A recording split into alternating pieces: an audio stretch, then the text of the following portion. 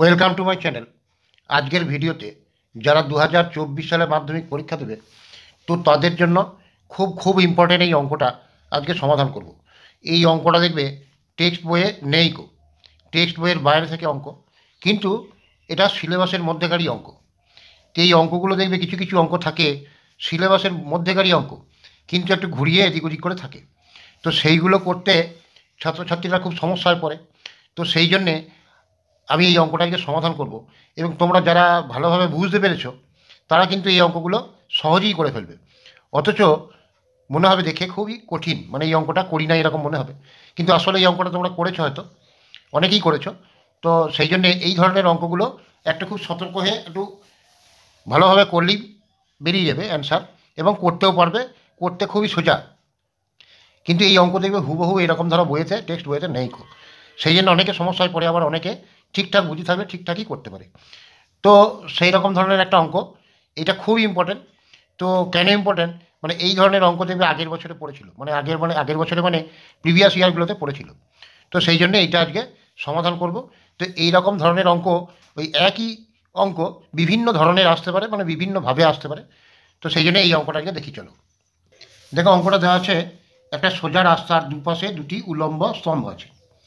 দ্বিতীয় স্তম্ভের গোড়া থেকে প্রথম স্তম্ভের চূড়ার উন্নতিকোণ 60 ডিগ্রি, এবং প্রথম স্তম্ভের গোড়া থেকে দ্বিতীয় স্তম্ভের চূড়ার উন্নতিকোণ 30 ডিগ্রি হলে স্তম্ভ দুটির উচ্চতার অনুপাত কত? এই অঙ্কটা দেখবে এরকম ধরনের হুবহু ওইটা টেক্সট বইতে কিন্তু নেই। একটা সোজা রাস্তা বলেছে, তার দুপাশে দুটো খুঁটি আছে উলম্ব। দ্বিতীয় স্তম্ভের গোড়া থেকে প্রথম স্তম্ভের চূড়ার উন্নতিকোণ 60 ডিগ্রি, এবং প্রথম স্তম্ভের গোড়া থেকে দ্বিতীয় স্তম্ভের চূড়ার উন্নতিকোণ 30 ডিগ্রি হলে স্তম্ভ দুটির উচ্চতার অনুপাত কত? এটা সিলেবাসের মধ্যেকারই অঙ্ক, তো টেক্সট বইয়ে হুবহু দেখবে এরকম নেই কো। তো এইটা যারা পারবে জানো তো তাদের পক্ষে খুবই সোজা, কিন্তু যারা হয়তো এরকম ধরনের অঙ্ক করো নাই তো তাদের জন্য একটু অসুবিধা হতে পারে। তো সেই জন্যে আমি এটা আলোচনা করছি, তোমাদের খুবই সহজ লাগবে। দেখো, তাহলে একটা একটা সোজা রাস্তা বলেছে, তাহলে এটা ধরো রাস্তা। তো এইখানে একটা ধরো খুঁটি আছে, আমি হাতে করে আঁকছি, তোমরা স্কেল দিয়ে আঁকবে। আর এইখানে ধরো একটা খুঁটি আছে। এবার বলেছে যে দ্বিতীয় স্তম্ভের গোড়া থেকে, তাহলে এইটা ধরো এ বিটা প্রথম স্তম্ভ, আর এটা ধরো সি ডিটা দ্বিতীয় স্তম্ভ। উলম্বভাবে আছে মানে এই কোণগুলো 90 ডিগ্রি। এইটা রাস্তার উপরে সোজা উলম্বভাবে আছে মানে 90 ডিগ্রি। তোমরা এগুলো স্কেল দিয়ে আঁকবে সোজা করে, আমি হাতে করে আঁকছি, হয়তো বেঁকা হতে পারে।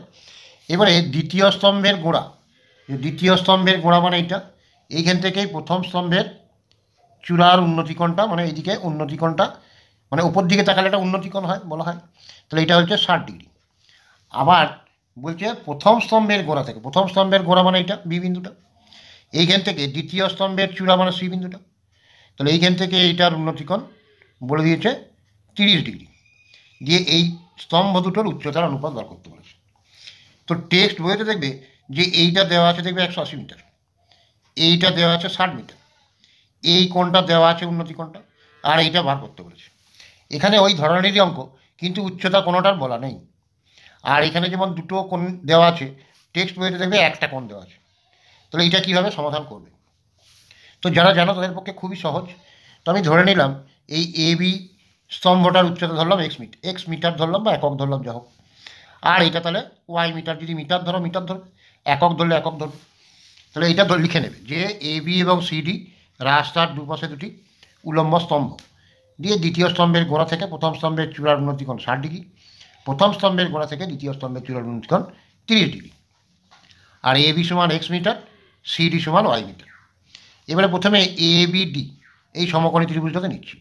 ত্রিভুজ এ বি ডি সমকোণী ত্রিভুজে, এই সমকোণী ত্রিভুজে এই কোণটার সাপেক্ষে এ বিটা হচ্ছে লম্ব, বিডিটা হচ্ছে ভূমি, তাহলে এ বি বাই বিডি সমান এই কোণটা লম্ব বাই ভূমি মানে ট্যান, তাহলে 60 ডিগ্রি। এবার এ বির ভ্যালুটা আমি কী ধরেছি এক্স, বাই বিডির ভ্যালু তো আমি জানি না, ট্যান 60 ডিগ্রি মানে √3। এবার এই কোণে কোণে যদি বজ্রগুণ করি তাহলে বিডি √3 সমান এক্স, তাহলে বিডি সমান এক্স বাই √3, কারণ √3টা গুণ ছিল, এদিকে ভাগ হবে, তাহলে এত মিটার।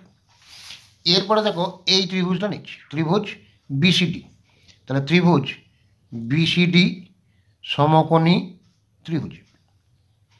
এবার দেখো এই ত্রিভুজটাতে এই কোণটার সাপেক্ষে এই সিডিটা হচ্ছে লম্ব, বিডিটা ভূমি। তাহলে সিডি বাই বিডি সমান তাহলে কত, ট্যান 30°। এই সিডির ভ্যালুটা কত ধরেছি আমি, ওয়াই। তাহলে ওয়াই বাই বিডি সমান ট্যান 30° হচ্ছে 1/√3। এই কোণে কোণে যদি বজ্রগুণ করি তাহলে বিডিকে 1 দিয়ে গুণ করলে বিডি সমান ওয়াইকে √3 দিয়ে গুণ করলে y√3 মিটার। তারপরে বিডির ভ্যালু এখানে বেরোলো y√3 মিটার, এখানে বেরোলো x/√3 মিটার। এবার এখানেও তো বিডি, এখানেও বিডি, এই দুটো সমান। তাহলে নিশ্চয়ই এইটা আর এইটা সমান। এই সমীকরণ দুটোর বাম পক্ষ দুটো যদি সমান হয়, ডান পক্ষ দুটোও সমান। তাহলে x/√3 সমান y√3।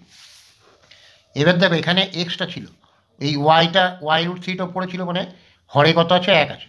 তাহলে ওয়াইটাকে যদি নিচে নামিয়ে নিয়ে আসি তাহলে x/y সমান √3টা উপরে চলে যাবে। তাহলে উপরে √3টা উপরে চলে গেল, আর এখানে একটা √3 ছিল, নিচে 1।